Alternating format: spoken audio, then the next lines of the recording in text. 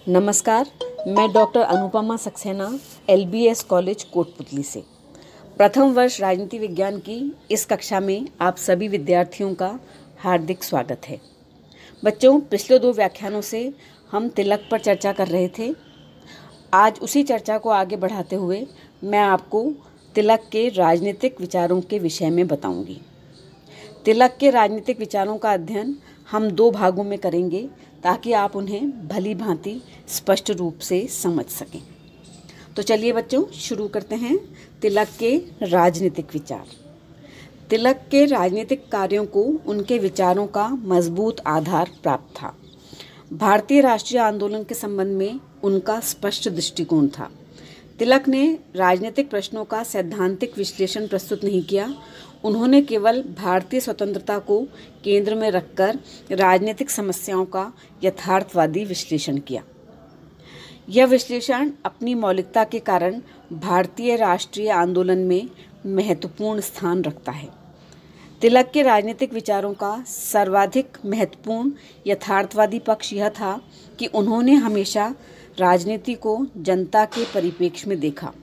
उन्होंने भारत को केवल राष्ट्रवाद ही नहीं सिखाया, वरन यह शिक्षा भी दी कि राष्ट्रवाद के लिए जनसत्ता की बुनियाद आवश्यक है। तिलक के प्रमुख राजनीतिक विचारों को हम कुछ बिंदुओं के अंतर्गत देख सकते हैं। उसमें सबसे पहला है राष्ट्रवाद। तिलक के राजनीतिक विचारों में उनके राष्ट्रवाद संबंधी विचारों का विशेष महत्व है। तिलक के भारतीय राष्ट्रीय आंदोलन में प्रवेश से पूर्व भारतीय राष्ट्रीयता के निर्माणकारी विविध तत्वों का अस्तित्व तो था, किंतु ब्रिटिश सरकार के प्रति राजभक्ति, पाश्चात्य शिक्षा तथा संस्कृति की महानता पर विश्वास रखने तथा मांगे मनवाने की वैधानिक नीति के कारण राष्ट्रवाद की भावना वास्तविक रूप में निर्मित नहीं हो रही थी।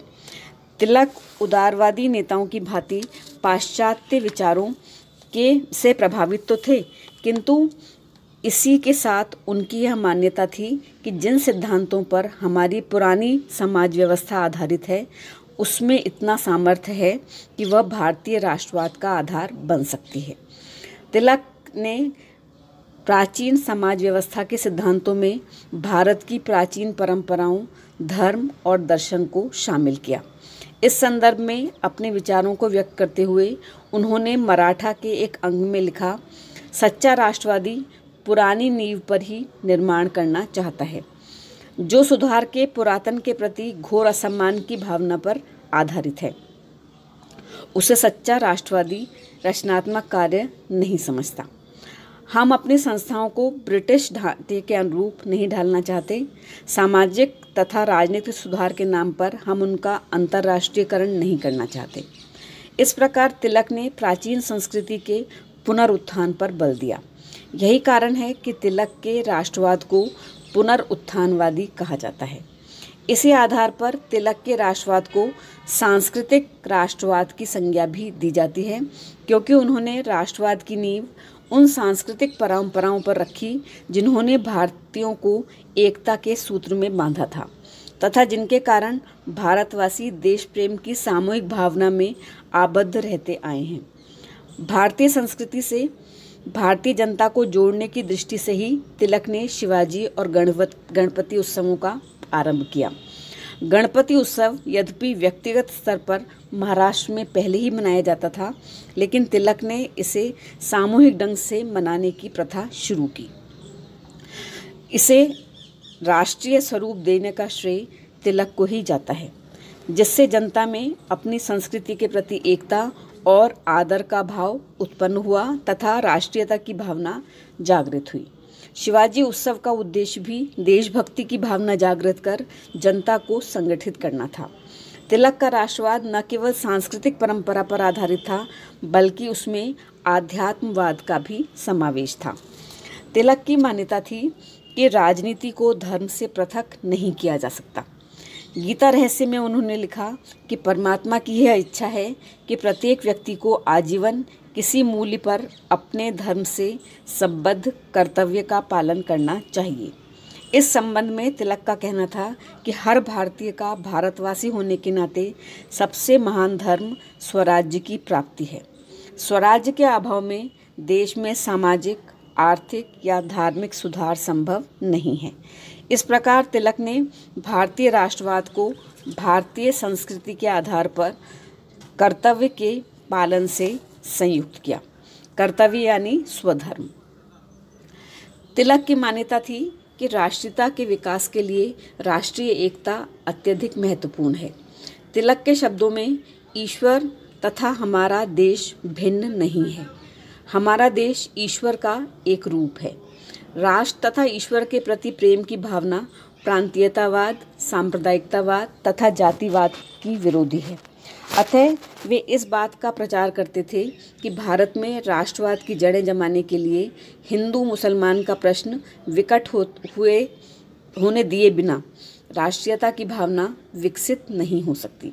अतः तिलक की राष्ट्रीय शिक्षा का उद्देश्य यह था कि प्रत्येक भारतीय अपने धार्मिक विश्वास, भाषा, जाति, प्रांत आदि का ध्यान न रखते हुए अपने राष्ट्र के प्रति प्रेम रखे तथा देश प्रेम की भावना से लोगों को एकता के सूत्र में बांधे। तिलक के राजनीतिक विचारों में दूसरा महत्वपूर्ण विचार स्वराज्य है। तिलक का साध्य स्वराज्य था। तिलक भारतीय दर्शन के अद्वैतवादी दृष्टिकोण में विश्वास रखते थे, जिसके अनुसार ईश्वर परम सत्य है और सभी मनुष्य उसके अंग हैं। अतः सभी मनुष्यों में वह स्वतंत्र आध्यात्मिक शक्ति विद्यमान है जो ईश्वर में पाई जाती है। अतः स्वतंत्रता आवश्यक गुण है तथा स्वतंत्रता मनुष्य के विकास की आवश्यक शर्त भी है। अद्वैतवादी दृष्टिकोण में विश्वास के कारण ही तिलक ने भारत पर इंग्लैंड का शासन अनुचित माना। इस आधार पर कहा जा सकता है कि तिलक ने स्वराज्य की मांग की। उसका आधार राजनीतिक होने के साथ साथ दार्शनिक और नैतिक भी था।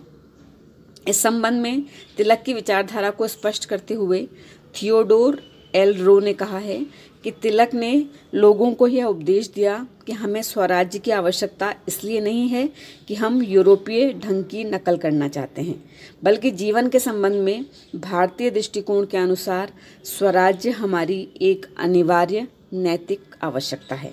उन्होंने कहा कि धर्म के लिए और धर्म द्वारा ही हम कार्य करते हैं। कोई विदेशी सत्ता और कोई विदेशी राजनीतिक विचारधारा हमारे धर्म की रक्षा और अभिवृद्धि नहीं कर सकती, चाहे वो कितनी ही परोपकारी क्यों न हो। तिलक ने उदारवादी नेताओं का इस धारणा पर विरोध किया कि विदेशी शासन कानून बनाकर भारत में सामाजिक सुधार के कार्य कर सकेंगे। उन्होंने स्वतंत्रता प्राप्ति और राष्ट्र के ऊपर संगठित नियंत्रण को भारत की पहली आवश्यकता माना। इस संबंध में बच्चों ये महत्वपूर्ण है कि स्वराज्य से तिलक का अभिप्राय पूर्ण स्वाधीनता नहीं थी। इसका अर्थ स्वशासन था, अर्थात जनता के हाथ में शासन की शक्ति होना। तिलक के शब्दों में स्वराज्य के प्रश्न का ब्रिटिश सम्राट से कोई संबंध नहीं है, जो हमारे ब्रह्म की भांति अदृश्य, अगम्य तथा निर्विकार है। शासन की मूल सत्ता राजपद में निहित है, जो निरपेक्ष ब्रह्म के सदस्य हैं तथा सदैव स्थिर तथा अपरिवर्तित रहती है। लेकिन शासन जो साकार होता है, परिवर्तनशील होता है। हमें राजा को नहीं बदलना, बल्कि हमारी मांग यह है कि हमारा शासन प्रबंध नौकरशाही के हाथ में नहीं रहना चाहिए जैसा कि वह है, वरन वह हमारे हाथ में आ जाना चाहिए। स्वराज्य का सार यह है कि हमको अपने घरेलू मामलों का प्रबंध अपनी इच्छा अनुसार करने की शक्ति प्राप्त होनी चाहिए। इस आधार पर हम कह सकते हैं बच्चों कि तिलक का स्वराज्य लोकतांत्रिक स्वराज्य था। इसके अतिरिक्त तिलक ने स्वराज्य के साधनों का भी उल्लेख किया। तिलक के समकालीन नेताओं में गोखले, फिरोज शाह मेहता आदि नरमपंथी अथवा उदारवादी नेताओं की राय थी कि देश की राजनीतिक प्रगति के लिए वैधानिक मार्ग पर ही चलना चाहिए। सरकार द्वारा नियुक्त समितियों के समक्ष अध्ययन पूर्वक ज्ञापन रखना, विधान परिषद में जनता की मांगें प्रस्तुत करना, जनमत अनुकूल बनाने के लिए भाषण देना और लेख लिखना उदारवादी नेताओं के साधन थे। तिलक ने तत्कालीन परिस्थितियों में इन कार्यों को महत्ता दी, लेकिन इस संबंध में उनका मत था कि इस तरह के कार्य केवल उन शिक्षित देशभक्तों तक सीमित थे जो अंग्रेजी भाषा का ज्ञान रखते हैं।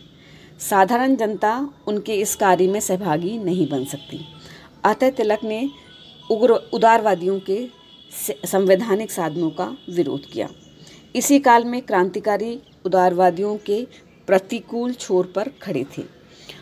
उनकी आस्था इस बात में थी कि अंग्रेज़ों की समझ में हथियारों की भाषा ही आती है, अतः स्वराज्य प्राप्ति सशस्त्र क्रांति से ही संभव है। इन महान देशभक्तों के लिए तिलक के मन में बहुत आदर था, फिर भी वे क्रांतिकारियों की कार्य पद्धति की सीमाओं से भी परिचित थे। सीमा यह थी कि अपना सर्वस्व समाप्त करने की शक्ति भी कुछ लोगों में ही विद्यमान हो सकती थी। इस पद्धति में भी सामान्य लोगों के लिए कोई स्थान नहीं था। तिलक की कार्यपद्धति इन दोनों मार्गों से भिन्न थी। वे स्वराज आंदोलन में जनता की भागीदारी आवश्यक समझते थे, जिससे स्वराज आंदोलन को व्यापक आधार मिल सके। उन्होंने बंग भंग विरोधी आंदोलन में स्वराज्य प्राप्ति के साधनों का उल्लेख किया, जिसमें थे स्वदेशी बहिष्कार और राष्ट्रीय शिक्षा। बच्चों, इस व्याख्यान में मैं आपको इतना ही बताऊंगी।